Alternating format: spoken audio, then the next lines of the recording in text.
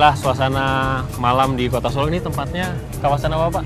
Galabu, Geladak Langenbogan.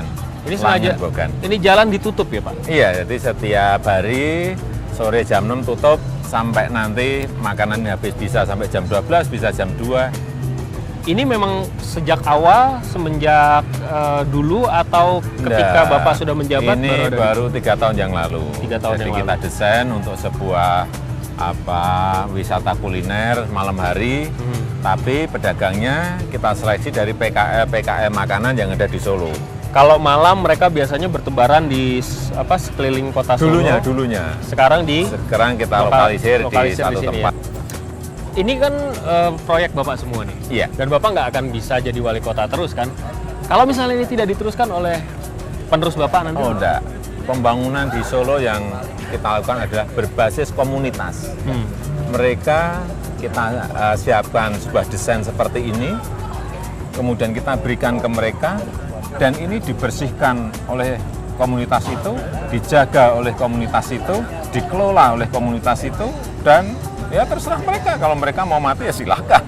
Tapi mereka pasti ingin survive, ingin hidup. Inilah saya kira kita tidak ingin ada ketergantungan mereka kepada pemerintah kota. Jadi mereka kita beri investasi awalnya, selanjutnya mereka yang mereka yang menangani dirinya sendiri.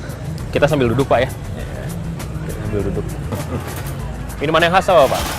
Ini ada jahe gepuk, Jahe. ada wedang serai, pokoknya yang anget-anget untuk malam hari. Kita bisa pesen, Pak. Nah, ini dia nih. Ini memang dari sananya begini Iya, atau kita itu untuk desain dulu kita siapkan untuk celemeknya, topi kopinya juga semuanya uniform seragam. Tapi sudah 3 tahun yang lalu, harusnya udah ganti. Bentar lagi mau kita ganti. Oke. Minta ini Mas jahe gepuk sama ya jahe kencur, jadah sama mendoan ya. Oke. Ya. Makasih, Mas, ya. Kasih. Orang bilang Bapak sukses sebagai pemimpin di Kota Solo, melakukan penertiban PKL dengan cara yang damai dan lain sebagainya.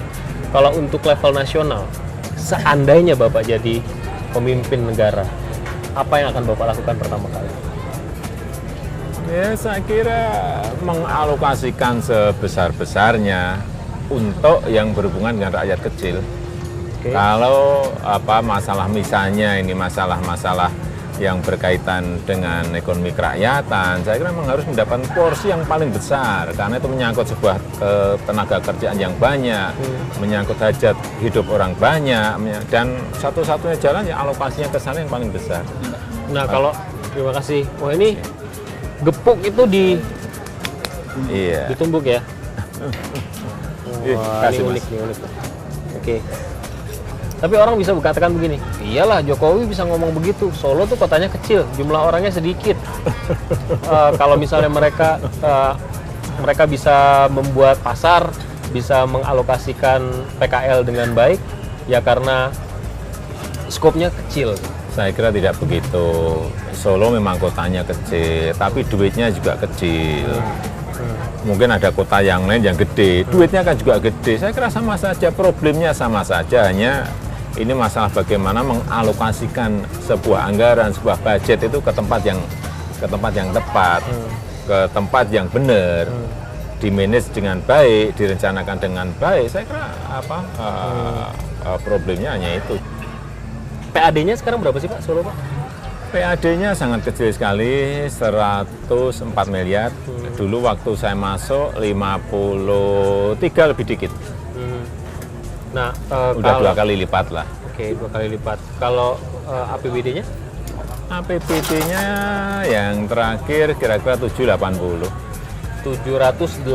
miliar. Ya, kecil tuh, gampang mengelolanya. Mungkin ada orang yang mengatakan begitu. Bukan gitu, kecil duitnya, jadi sulit mengelolanya.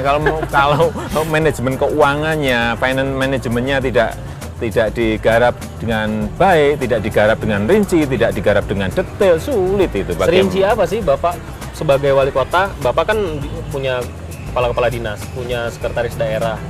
Itu apa namanya, delegasi aja kan, tinggal Oh, mendelegasi. enggak. Khusus untuk perencanaan, terutama dalam rencana APBD, saya tangani sendiri.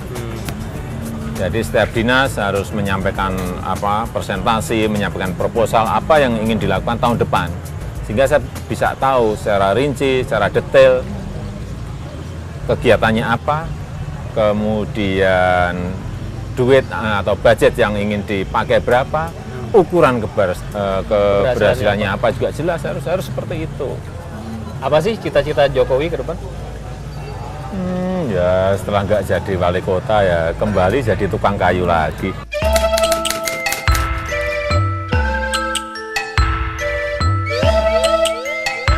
Sederhana, simpel gitu aja. Nggak usah. Anda tuh selalu menyebut diri Anda tukang kayu. Ya memang tukang kayu. Saya berangkat dulu 21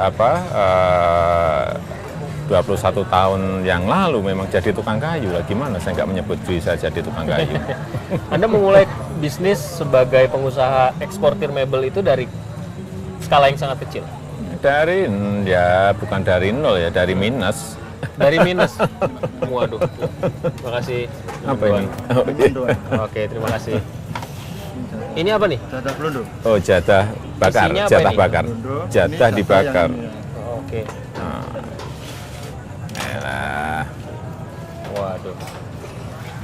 Dari nol, dari minus. Dari minus, karena saya nggak punya apa-apa, kemudian saya harus pinjam ke Modal? teman, ke modal, untuk mendapatkan modal, ya kan dari mulainya berarti kan dari minus. Ini kereta lama. apa namanya, Pak? Ini namanya Sepur Kluthuk Jaladara. Itu kereta lama yang kita restorasi kembali, rehab kembali, kemudian dijadikan kereta wisata.